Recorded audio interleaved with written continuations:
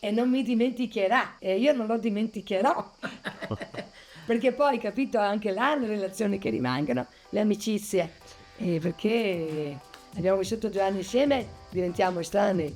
E io dico, guarda che se hai bisogno, c'è sempre la Gianfranca, eh. Quindi anche qui sapere che hai messo radici, hai messo radici. Per questo appunto io poi non vedo più Padova come solo la città dove ho deciso di andare a studiare, ma no, è diventata anche la seconda casa dove io so di avere un punto di riferimento a cui posso rivolgermi in futuro.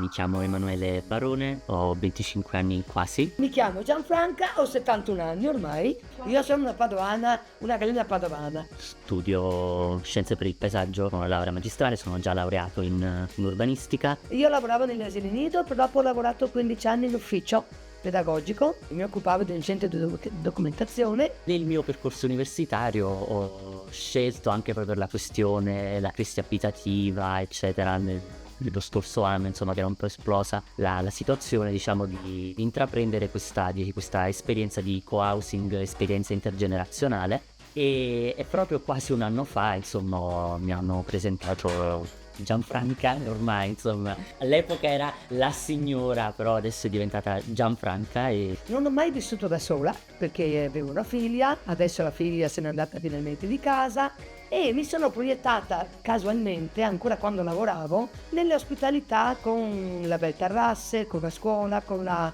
Boston University, con la Xena, che è un'associazione europea, e ho cominciato ad avere contatto con gli stranieri, dai giapponesi agli spagnoli, agli americani, non che ne siano venuti chissà quanti, e così piano piano questa esperienza ha cominciato a delinearsi come un'esperienza di scambio anche di casa, scambio di relazioni. Usare la casa anche con altre persone, anziché viverla da sola, era una buona opportunità. Questa è un vivere insieme e condividere la casa, e condividere le cose della casa. Certo, bisogna essere anche, secondo me, ospitali attraverso quello che si offre nella casa.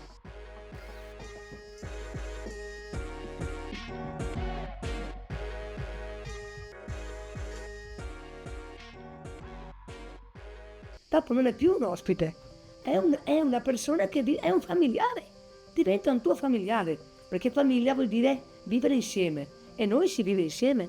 da questi momenti così, poi appunto, Manu, c'ho questo che come si fa qui? Allora ve le offrivo, diciamo così, il supporto tecnico. Per esempio, mi ricordo i primissimi giorni che sono arrivato, che poi lei mi ha detto guarda che qua fa freddo, ti devi abituare, eccetera, eccetera, eccetera. E tu si accende il termosifone, eccetera, eccetera. Il coso gliel'ho programmato io. Ah, lui è il mio aiuto informatico, madonna, guarda, Allora, stavamo tralasciando questo aspetto. sì. Allora io l'ho detto, ok Gianfranca, si accende così, dimmi tu come lo dobbiamo programmare. Ah sì, dai, programma orario E siccome così, io andavo così, via, così. dico guarda, fallo così, e io sapevo che lui aveva in mano la macchinetta, io ero tranquillo. Oggi li abbiamo dimenticati, ma sono stati facili. però. Allora, i primi giorni, guarda, una cosa secondo me la più divertente che mi è rimasta impressa è la firma del contratto. Ah sì, Cioè- perché noi ci siamo dimenticati che tutta la storia burocratica Esatto. era una spina. E lui ha detto, ciao Franca, io cosa faccio se... Non ti preoccupare, in una maniera o nell'altra ho detto, tu hai trovato la tua casa. Gli ho detto così. La parte più divertente che poi mi è rimasta è arrivato il contratto, l'abbiamo letto, tutto e allora ho detto della firma. Aspetta, ma qual è il mio ruolo adesso? Locatrice, conduttore? Cioè, divertentissimo. Così, un attimo ah no, aspetta, io sarei conduttore, tu saresti locatrice. Perfetto, firmiamo. Una volta che abbiamo capito, abbiamo detto ok, allora andiamo avanti. Questo è stato il momento. I primi giorni, diciamo, vabbè, ovviamente sono stati quelli un po' più di ambientiamoci, vediamo, ecco, che margini di manovra tu hai, posso fare. Lei appunto, tu non hai nessuno, ha detto togliti dalla testa limiti, margini, fai, io ti do tutto questo. Lei ha fatto ovviamente un po' da cicerone di poi quando fai questo fai così, poi dopo è andato tutto da sé, i primi giorni. Poi c'era la questione che io, ecco, sono stati, è stato anche breve i primi giorni, perché poi appunto lei Se n'è andata. partiva. Se n'è andata. Abbiamo fatto una bella cena però anche. già coi vicini, con sì, è stato bellissimo. Esatto. Quindi ecco, i primi giorni ovviamente sì, c'è stato un attimo quel momento di spaesamento, di... Lo chiamavo anche dal Messico, Ah, sì, poi appunto lei Facciamo dice- delle chiacchierate lunghissime, per quello, per via di parlare, non abbiamo mai smesso di parlare, e di parlarci. Esatto. Quindi, però poi dopo appunto lei è tornata e lei mi era mancata dopo un mese, perché Hai appunto capito? radio spenta, rumori zero, La mia voce che arriva. ti trovavi, magari che scendevi qui tutti questi quadri, dicevi è una casa che parla, perché appunto cioè, parla di lei, di Gianfranco, e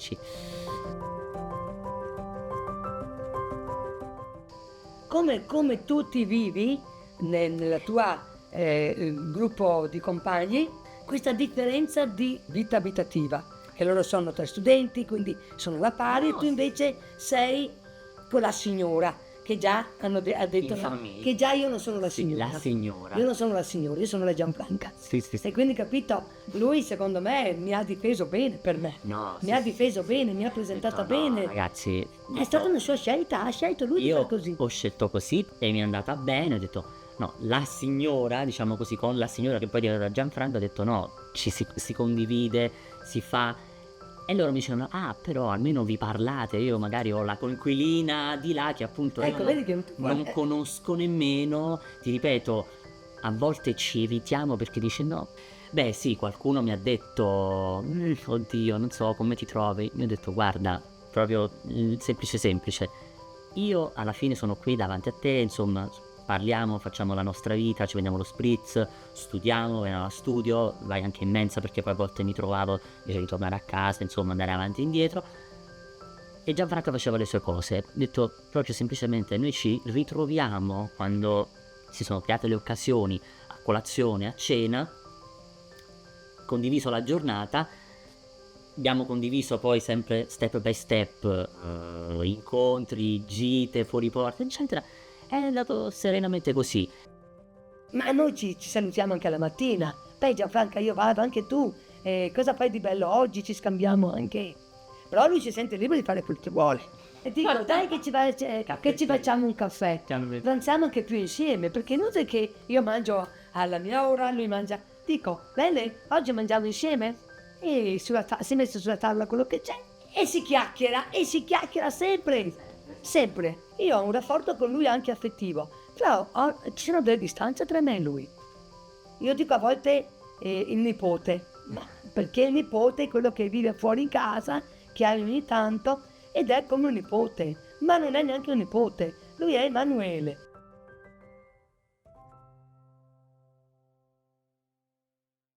Poi comunque anche a me ha insegnato, ho imparato, cioè io comunque se tu mi chiedessi ma come eri l'anno scorso, come sei adesso, io ovviamente mi vedo diverso, me l'ha detto mia madre stessa, ha detto ti vedo diverso, ti vedo più spratichito perché Più spratichito, esatto. come tu potrai immaginare. Lui non è un manita, lui è un cameriere. Sì, Uno come- di cervello, non è manuale. Ho imparato anche a cucinare, ho scoperto che comunque si Bravissimo, trova. anche Perché io non lo facevo, ti giuro, cioè, anche l'ambiente ti dico la cucina. verità, non lo facevo, lo faceva sempre mamma, quindi capito? Un po' anche con l'aiuto di quello che mi ha insegnato mamma, poi la nonna, quindi a volte anche memoria visiva, ho detto, ah, ok, la nonna E faceva anche la sua buona volontà, guarda che lui ci ha messo molto del suo. i momenti più importanti dove poi si è lavorato sulla tessere la relazione è stato sostanzialmente la mattina, la colazione e la Cioè, sera. quando mai io bevevo il caffè insieme con loro, mai. E invece ci trovavamo a bere il caffè. Perché lo stesso, anzi, qualche volta lui si è alzato prima di me. E io ho detto, no, cavolo, mi devo alzare io prima di lui. Ma perché? Perché mi faceva piacere dargli il mio buongiorno. E lui lo stesso rispondere al mio buongiorno. Cioè, capito? Anche questo, un piacere che viene rinnovato ogni mattina. E poi io ho conosciuto la sua famiglia. È venuta giù la sua famiglia. È venuta su. È venuta su. E quando ci siamo conosciuti e la sua mamma è andata via contenta, vero? Contenta perché a settembre, sì. prima di venire qui, poi dopo l'ho portata io a casa da me. Abbiamo organizzato una gita all'isola di Perché Ischia lei, insomma, così parlando, disse, no dai, io... con altre mie amiche anche. E ho detto, no dai, allora se vai a Ischia, Gentile. vieni da me, È vieni. stato gentile, ci ha accompagnato, siamo andati a trovarlo, Sì. siamo andati a casa sua. Sì. E poi finché io ero in Spagna, che io viaggio abbastanza, la sua sorella sono venuti qua con la mamma per l'Open Day E oggi siamo qui a trarne le conclusioni, a dire, ma guarda, io avrei un altro anno da fare, insomma, quindi posso, quindi... E io lo davo già per scontato, ho detto, è lui quello che deve decidere, non io. Perché io, anche va bene anche a me ragazzi, perché è un'esperienza che continua e dover cambiare, cioè io sto così bene, io non ho mai pensato, oddio, speriamo che finisca la storia di Emanuele, che no, vediamo chi mi viene, no, cioè proprio, può darsi anche che finita la sua esperienza, seconda che come mi trovo, la riprenda con un'altra persona, oppure non la riprendo, ma io sono pronta a pensare e a sapere che sarà tutta un'altra esperienza. Negli anni 70, che ero giovane, odiavo questa città. Mi ricordo che la odiavo.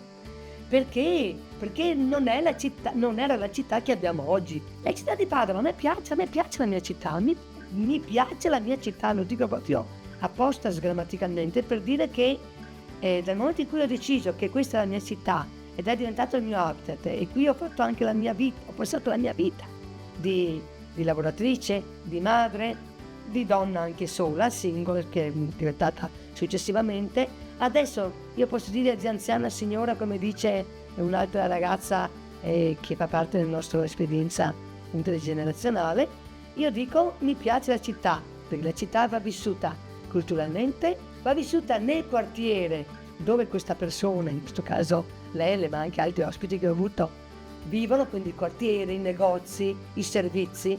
Io dico vai a farti un giro nel quartiere e chi viene qui non deve vivere solo la casa, ma deve vivere proprio l'ambiente della città, della socialità. Quest'anno abbiamo studiato, ecco, un paesaggio dal punto di vista urbano, quello appunto particolare che poi ho capito anche, ecco, vivendo qui con Gianfranca, che c'è qui in Veneto, che si chiama la città diffusa.